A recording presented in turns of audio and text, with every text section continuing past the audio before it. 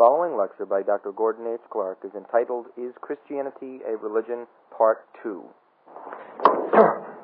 I was in the midst of describing two methods of studying religion. They are certainly the two most used methods. I'm inclined to say they're the only two possible methods. The first we call the psychological approach, and I had read a page or two into that, and the next subhead from the point at which I stopped yesterday is it's a couple of it's a little over 2 pages on Bunyan and Edwards.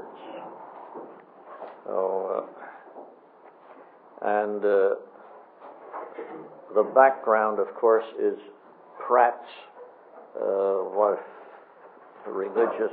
what's the title of his book? The Religious Consciousness.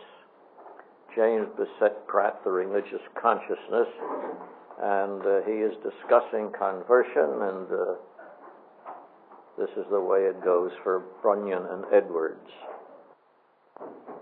Pratt's interest in conversion further reveals the importance he assigns to emotion.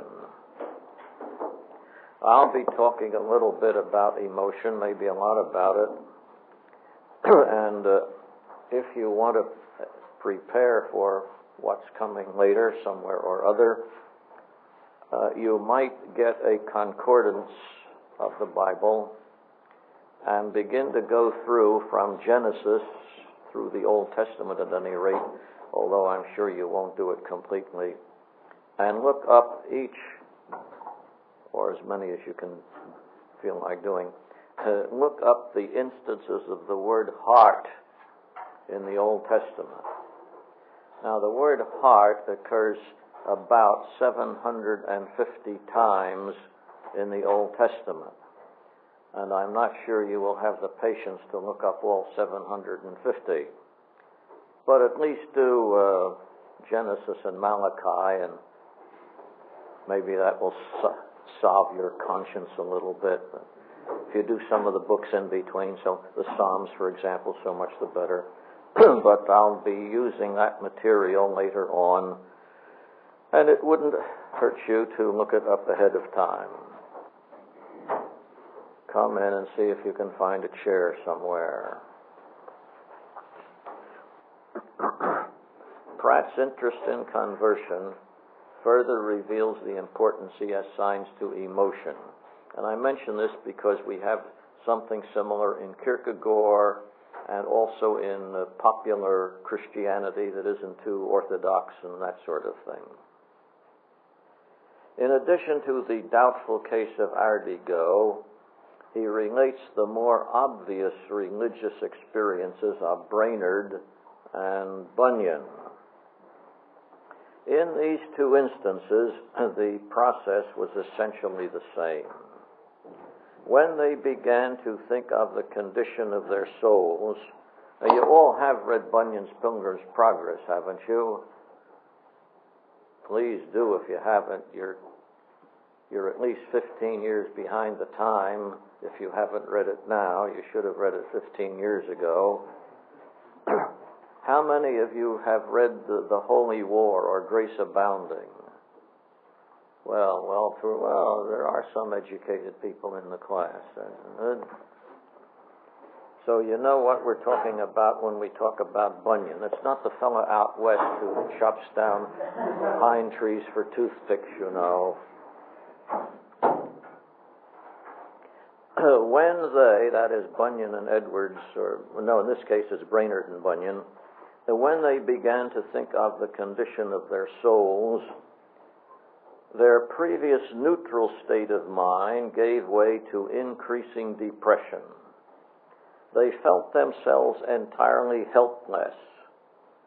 Desirous of salvation, they were convicted of sin and could not rid themselves of temptations. the impossibility of recommending themselves to God by their unaided human efforts increased their despair. Then suddenly there came a great peace of mind. And, concludes Pratt, the whole drama was one of feeling, and all that was accomplished was the substitution of one feeling for another. You can check on this on page 147 in the Religious Consciousness.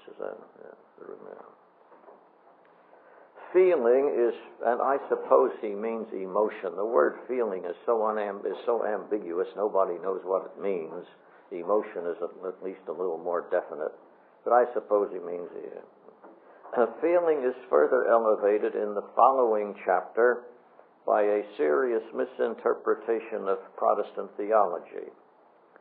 From the thesis that man by his own efforts cannot satisfy God's requirements, Pratt draws the erroneous conclusion that, quote, the attention of everyone desiring salvation, since it was vain to center it on thought or deed or will, was inevitably fixed on feeling. Feeling indeed could help. The feeling of one's own devilishness and despair, and nothing else could. End of quote. With this interpretation of the situation, Pratt disparages Bunyan's conversion. You will find many writers today, religious writers today, emphasizing feeling or emotion. There's a very interesting book by Stott. You've heard of him, John Stott. I forget the title of the book, and it's one of his earlier ones, in which he spends pages and pages and pages showing how depraved man's intellect is. And he never says one thing against emotion. Emotions are all holy, nothing wrong with them at all. They were not touched by sin in the least. It's only man's intellect that's sinful. I think Stott has changed his mind since he wrote that book, at least somewhat. But that is about what he says in that book, the title of which I forget. Now, you can read all these books, and then you'll come across it. To straighten out Pratt's misunderstandings of Protestant theology would complicate the discussion too greatly. One point that lies on the surface is enough to mention. Since the Protestant thesis is that man, by his own efforts, cannot satisfy God's requirements, it would follow that feeling and emotion could be of no more help than thought or deed or will. Thus, the need of gracious divine help would of itself no more require attention to feeling than to thoughts and deeds. However, rather than to correct Pratt's views of evangelical religion, it is more to the point to see how he uses his interpretation to disparage Bunyan's conversion. He complains that Bunyan gained no new insight through his experience. No change of character or will had been wrought. No new unification of purpose had been achieved. Now, this complaint involves Pratt in a curious inconsistency. If no change of will or character had been wrought, Pratt should not have included this experience in a list of conversions, for he previously said the essential thing about conversion is the unification of character. And if this experience of Bunyan's didn't unify his character, as Pratt says it didn't, Pratt has no business putting it in a list of conversions. It's so pleasant to see people contradict themselves. That's one of the pleasures of life. As in the case of Ardigo, Pratt stumbled upon a conversion that was not religious, at least in the popular sense of religious. So here he blunders and contradicts himself by selecting an experience that is religious, but on his own showing is not a conversion. The confusion is an evidence of a poor method. Furthermore, Pratt is not justified in his disparagement of Bryan's emotions. And the argument that I give here in this next few lines is the same sort of argument you can use against the logical positivists, as I shall do, with certain obvious changes, of course, but you can use it, I think, with considerable effectiveness. Furthermore, Pratt is not justified in his disparagement of Bunyan's emotions, even if they do not constitute a conversion. From a psychological point of view, a point of view that stresses the description of phenomena and boasts that theology has had no influence on its conclusions, for such a view, a sequence of emotions is as legitimate a study as the unification of character.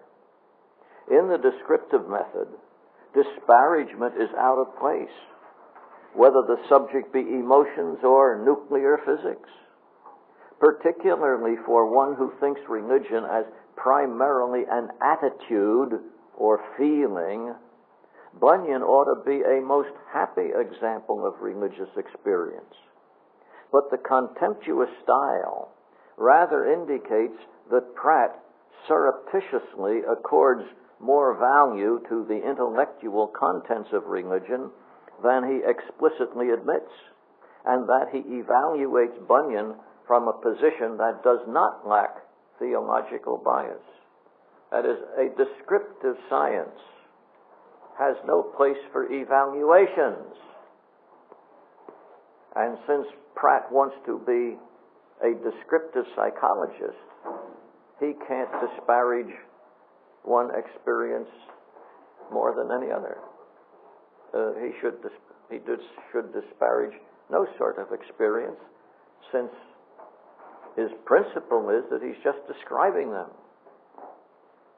Evidence of this one-sided procedure is again seen in his reference to Jonathan Edwards. This great New England Puritan is also assimilated to the general phrase that feeling could indeed help, and nothing else could. Now, that's a verbatim quotation from Pratt. Feeling could indeed help, and nothing else could. Now, if you haven't read Bunyan's Pilgrim's Progress, how many of you have read Jonathan Edwards? How many of you read anything of Jonathan Edwards? Oh, hooray! I'm so used to ignorant college classes that I feel elated to have such intelligent and well-educated students in front of me here. Yeah. How many of you have read his treatise on the religious affections? Wonderful, wonderful. Tell me, what did he mean by affections? Oh. Tell me this, into what divisions did he divide consciousness? Intellect, will, and emotion? And it's all on the first 3 pages of the treatise. Maybe you didn't get that far. Oh dear. Here I was just beginning to get enthusiastic, and now you plunge me into depression.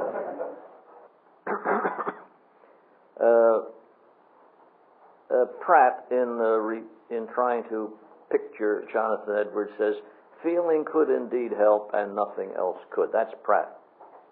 Now, it is true, as Pratt points out in his footnote on page 150 of his book, it is true that Edwards said, quote, religion consists much in holy affection. And no one who reads Edwards' explanation could disagree. But first, note that Edwards said much. He did not say that religion or even conversion consists altogether in affections. Then second, the term affection in Edwards does not mean what Pratt says it means. Pratt had said that it was vain to center it on thought or deed or will. But for Edwards, the term affection includes the will.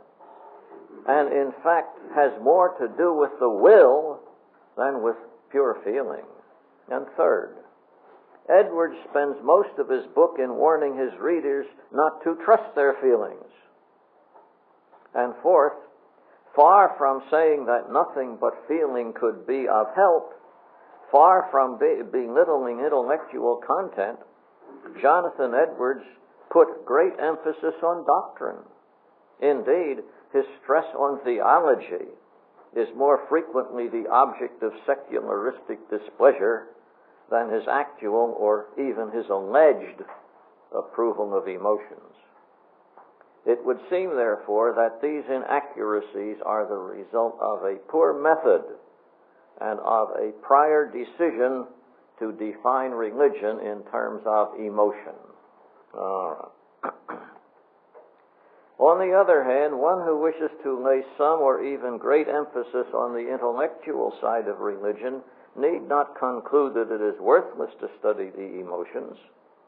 Jonathan Edwards studied them and on the basis of his theology gave certain warnings against them.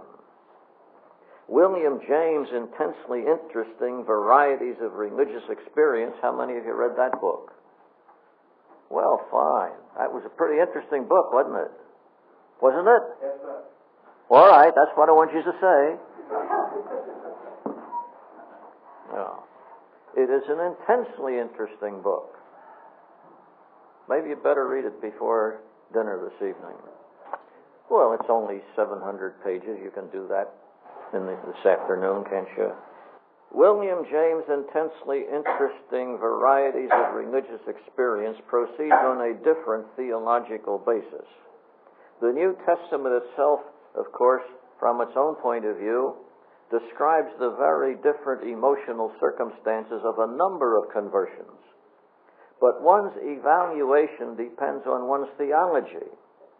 Doubtless, religion includes emotions, but it does not follow that will and intellect are negative factors, unessential, least noticeable, and bare bones.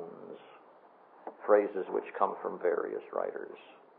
Now, the next subhead is, does description explain? We have descriptive psychology. Now, does description explain anything? In general, whatever the value or even the undisputed importance of such psychological studies, one may wonder whether strictly psychological descriptions are of much help in explaining religion or even in discovering its nature. First, as to explanation. To be sure, the philosophy of logical positivism, which I may talk about some later on if I get to it, the philosophy of logical positivism holds that description is explanation. No statement of causality is permitted. No statement of purpose is permitted. No possibility is allowed of saying that a phenomenon must be as it is. Not even an evaluation is permitted. The only legitimate statement is that the phenomenon is as it is observed. Since a critique of logical positivism cannot be undertaken here, somewhere else, it must suffice to point out that the logical positivists constantly violate their prescription. Besides that, the identification of description and explanation is tantamount to denying explanation. No doubt this fact, whatever it may be, no doubt this fact is as it is described. A golf ball rises and falls. A painting or sonata is pleasing to me. Congress enacts a new law. But even more than the description of the event, we want the explanation of it. Why did this event occur? Under what generalization can it be subsumed? What was its purpose and what will be its effects? And should we, if possible, try to repeat it or to prevent its recurrence? The logical positivists go beyond their own principles when they limit explanation to description, for the limitation itself is not a description of anything observable other than their own conduct. Admittedly, description provides some elements that contribute to an understanding. At least description provides material to be explained. But it is prima facie unreasonable to confuse the two. Now, if understanding goes beyond the range of description, shall we explain religion as the opiate of the people? Or should we be a little less radical and explain it as the result of parental compulsion and social pressure? Or again, is the cause of religion either some innate aesthetic response to the sublime or an abject fear of the unknown? Or finally, does an adequate explanation transcend these factors and demand God as the cause? No psychological description can give any one of these answers, nor choose from among them. So if you find a book called The Psychology of Religious Experience, unless you want to write a treatise opposing it, the best thing to do is just throw it in the wastebasket. Now the next subhead, does description discover? I think I've tried to show that description can't explain anything. Can it discover anything? Just above, it was questioned whether the psychological method could explain religion or even discover its nature. There are several reasons why psychology cannot discover what religion is. One reason, but not the deepest or most independent, but one reason is that the descriptive accounts of emotions are concerned only with surface phenomena. As the following considerations will show, these descriptions do not grasp what is essentially religious. That the same emotions are found in different religions would not disturb, but would rather be welcomed by a writer like Hocking, who insists on the unity of all religion and is not interested in distinguishing one religion from another. That there are different emotions found in the same religion might merely result in increasing the difficulty or finding the one complex emotional state by which religion is to be defined. But what is fatal to this method of procedure is the fact that these emotions are found in experiences that are not usually regarded as religious at all. For example, love is currently emphasized by some religious writers as the religious emotion par excellence.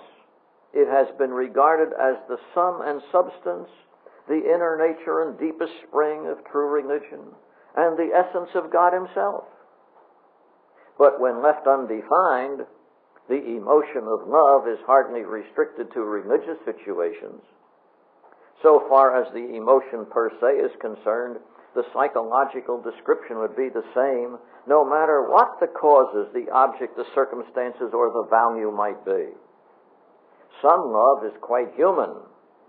Some is irreligious and even unholy.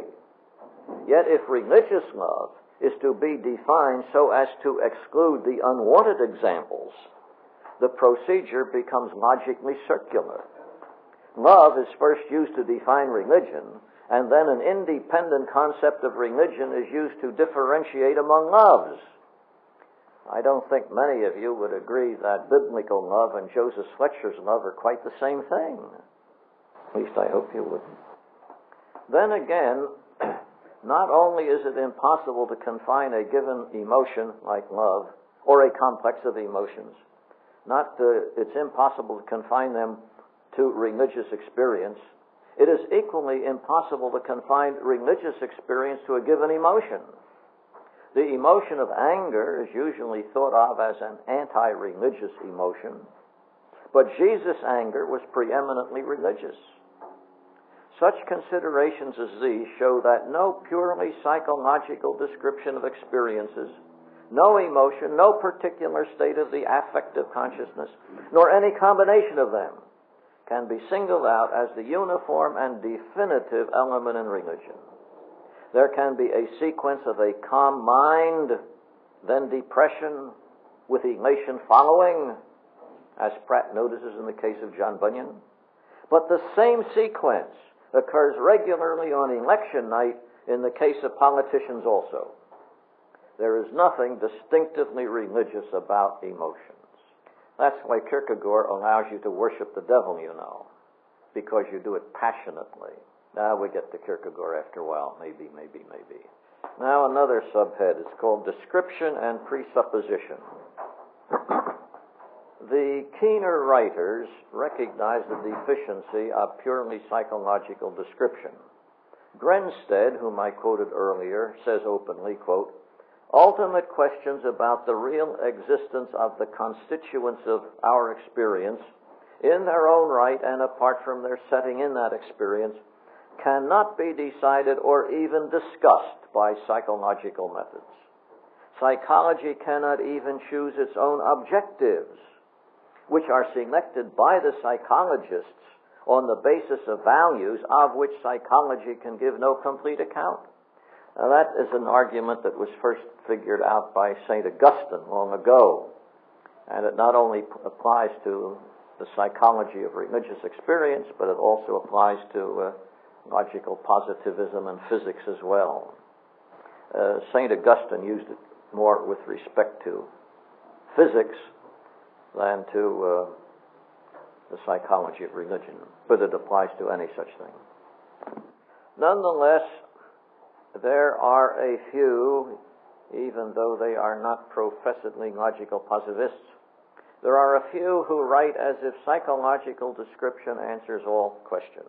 Yet it will be found that their volumes, no less than the works of the better authors, contain many presuppositions and judgments of value that cannot be obtained by observation.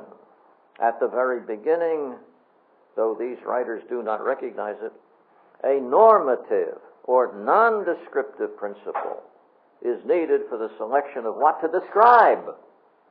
It is very plausible to argue that no one should philosophize about religion before he describes the phenomena which call for the explanation. The fact, so it is said, the fact must precede the theory. But the trouble is that a descriptive procedure can never isolate what must be described. A theory must precede the choice of facts. Pure description could never decide to place the emphasis on emotion rather than on intellection. According to the vague popular connotation of the term, religion is a most complex phenomenon. Some religious services are quite emotional, and the people shout and sing, stamp the floor, wave their arms, and act in a most undignified manner, and if I'm impolite, I get up and walk out. Other people, like the Presbyterians and Puritans, and we're all Presbyterians and Puritans here, aren't we? Aren't we in New England? This is the home of the Puritans, and we've all read Jonathan Edwards and so on.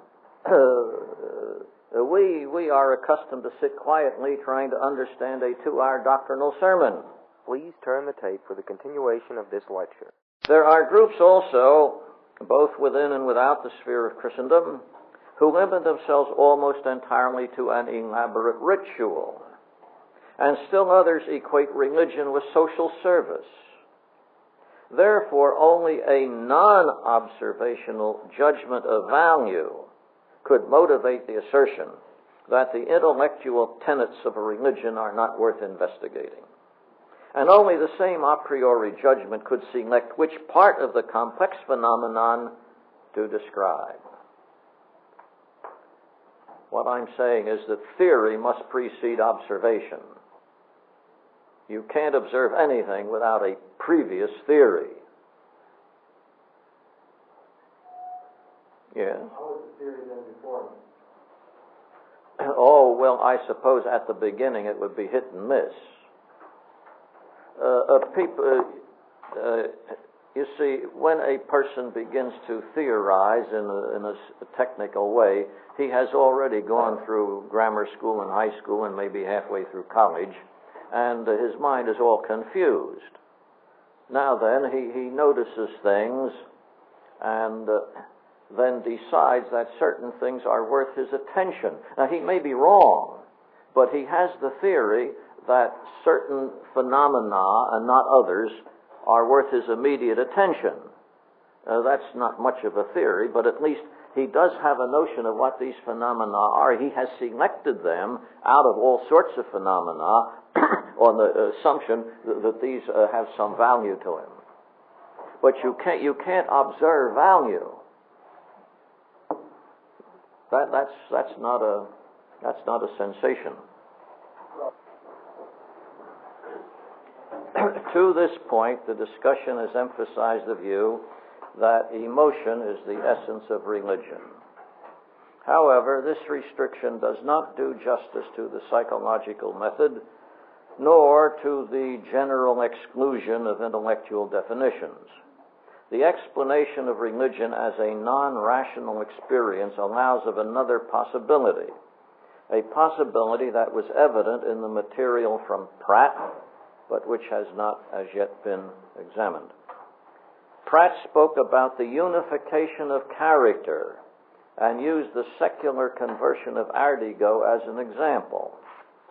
This is a theme popular with modern humanists.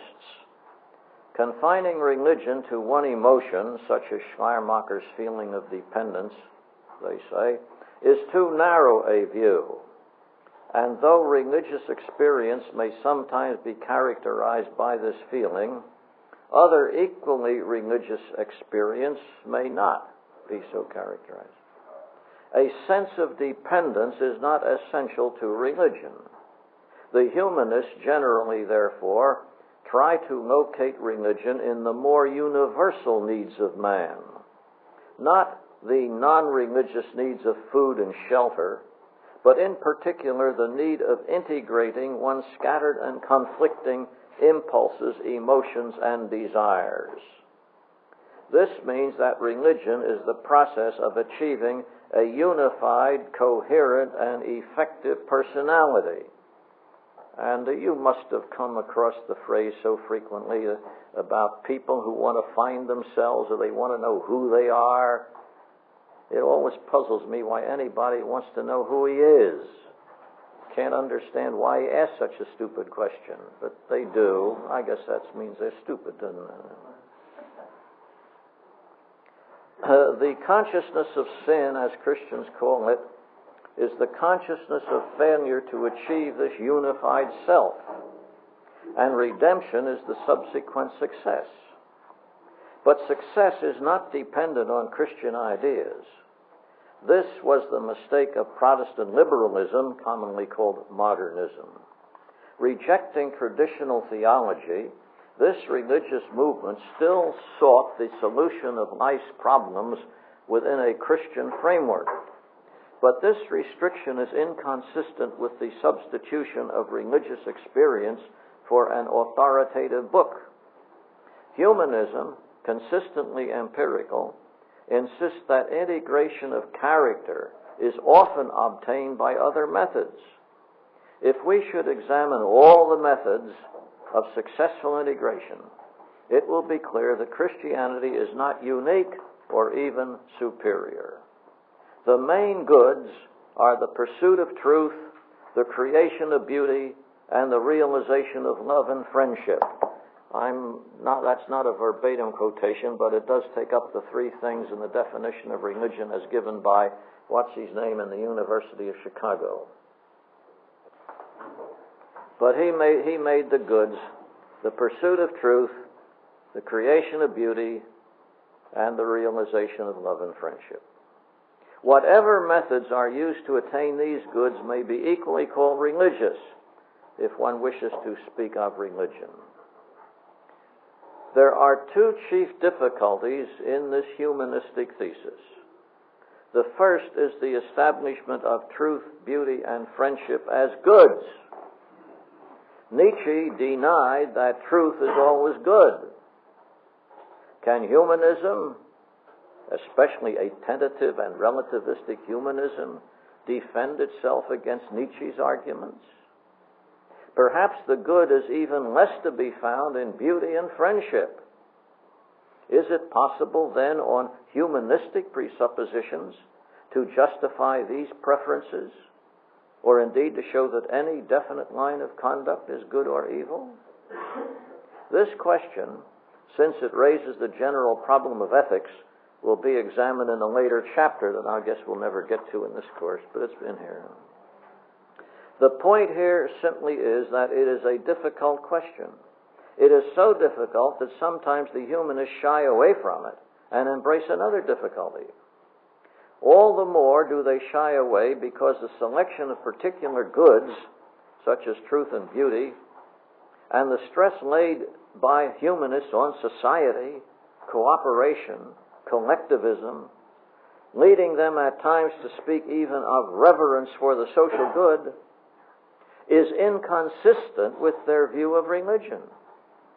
If personal integration is the essence of religion, if, as one of their numbers says, the empirical method cannot demonstrate that non-Christian solution is inferior to the Christian, if therefore true religion is just wholehearted absorption in whatever envisioned greatness empirically brings integrity of selfhood, and the humanists use all these phrases, they're virtually verbatim quotations, then it follows that the integration of purposes, emotions, and sentiments achieved by Hitler and Stalin cannot by any empirical method be judged inferior to any other.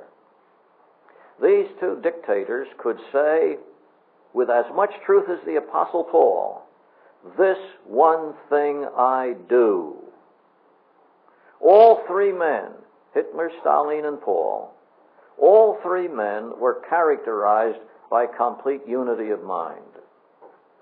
The examples of misers and hermits, who also have achieved great integration of emotions and sentiments, are only slightly less embarrassing to this view of religion.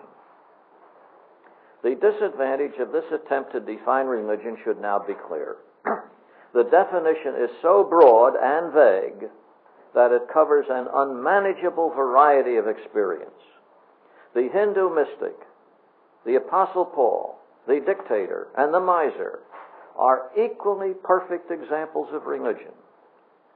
But while they are undoubtedly equally perfect examples of integral personality, these types of personality are so incompatible with each other that if one is called good, another must be called evil.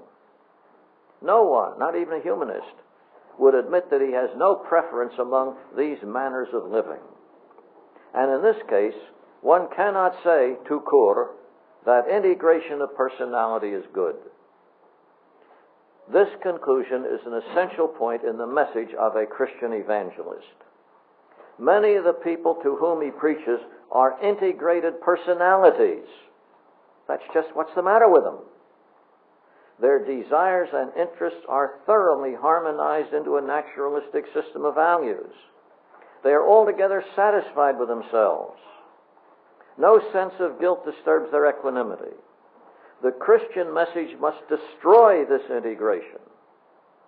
And even if the message does not succeed in providing them with as perfectly harmonized a substitute, the semi-integration so produced is better than the previous complete integration. The psychological method, therefore, fails to discover, to define, and to explain religion. At the same time, it fails to justify its claims to scientific impartiality. It is not by pure description that psychology overemphasizes emotion. This is a normative judgment, and it is a judgment which precludes distinguishing between religion and other emotional experiences like politics.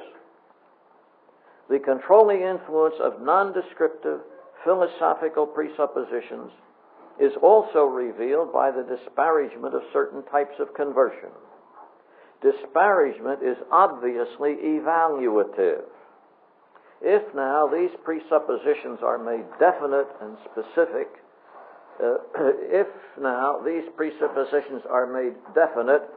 and specific values are elevated above others, the general problem of ethics is inescapable.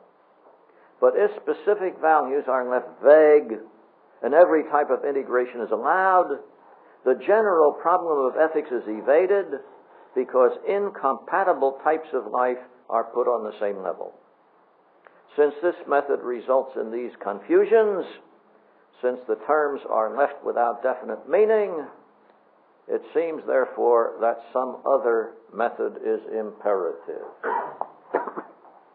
Now, I hope that explodes the psychology of religion and also explodes descriptive science as well.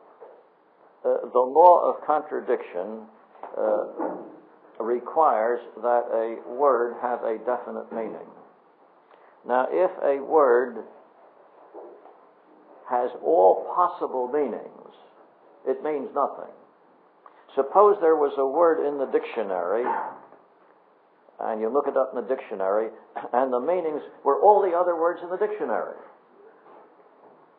Hence, suppose the word were automobile. The word automobile means cat, it means tree, it means the square root of -1, and so on and so on and so on. Now, to write a book, all you'd have to say auto,